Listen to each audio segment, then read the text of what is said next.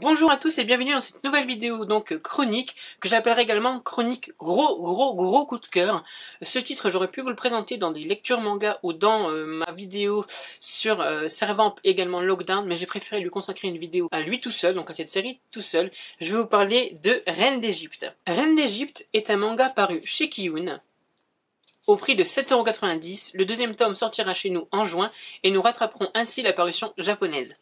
De quoi nous parle ce manga? Ce manga suit la vraie vie de Hatshepsut, j'ai bien écorché son prénom, mais en tout cas on nous parle de sa vie, qui doit se marier avec son demi-frère pour qu'il puisse prendre la place de Pharaon. Il faut savoir que dans ce manga, c'est cette jeune femme qui est de sang royal, mais elle ne peut pas gouverner puisque c'est une femme, donc elle doit choisir son mari, donc le Pharaon, qui ne peut également qu'être un membre d'une famille royale, et dans le cas là, c'est son demi-frère.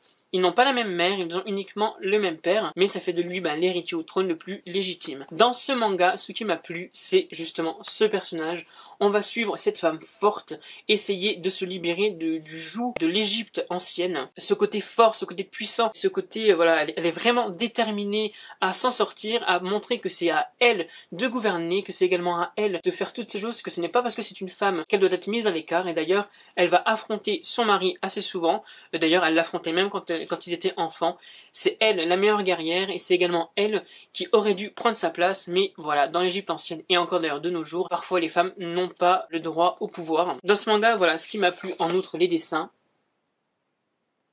c'est concrètement Hatshepsut qui va faire face aux dures réalités de la vie, mais qui ne va pas se laisser démonter. Bien au contraire, elle va prendre les rênes de sa propre vie et c'est vraiment génialissime. On voit également donc dans ce manga l'histoire de l'Égypte et c'est ce qui m'a également beaucoup plu. Je suis très fan donc de l'Égypte et également de la Grèce antique et c'est vrai que d'avoir finalement ce rapport avec un manga, c'était vraiment extraordinaire pour moi. À la fin de ce manga, on retrouve d'ailleurs un bonus donc qui nous explique un peu les traditions égyptiennes de l'époque, donc c'est de la culture générale, mais expliqué de façon très drôle. Dans ce manga, tout n'est pas facile donc pour la jeune reine puisque elle va devoir se confronter à son pays mais également au prêtre qui prend beaucoup d'importance finalement dans cette Égypte. On va avoir une scène justement où le pharaon et la reine ne s'entendent plus du tout et il va essayer de se trouver entre parenthèses une nouvelle compagne et à ce moment-là tout ne va pas marcher pour lui mais le fameux prêtre va prendre sa défense et tout va être réglé. Donc juste ce fameux prêtre, j'avais envie de l'étrangler déjà au tout début de manga mais bon finalement faut bien un méchant. Cette jeune reine aussi va pouvoir se faire des alliés donc avec ses servantes mais également avec certaines personnes qu'elle va elle-même chercher, enfin du moins elle va faire en sorte de les avoir à ses côtés et ça va lui permettre de pouvoir garder le moral et de pouvoir également se dire oui il faut que je me batte puisque c'est très facile de baisser les bras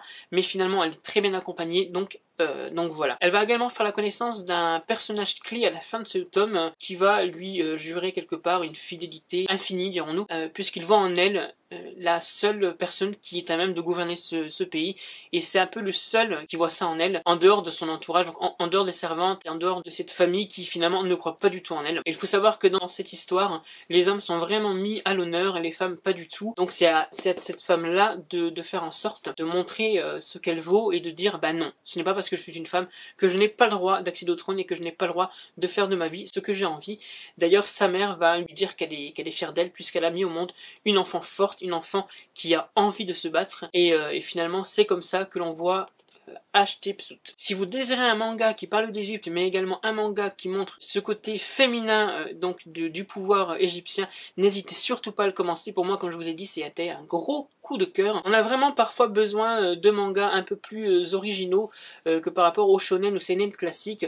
Là pour le coup c'est le cas, on entre vraiment dans l'histoire réelle. Alors évidemment il y a un peu ce côté romancé pour que ça fasse un manga, mais on a vraiment cette trace d'histoire indispensable, en tout cas pour moi elle est indispensable à ma mangatech, donc n'hésitez surtout pas à le commencer.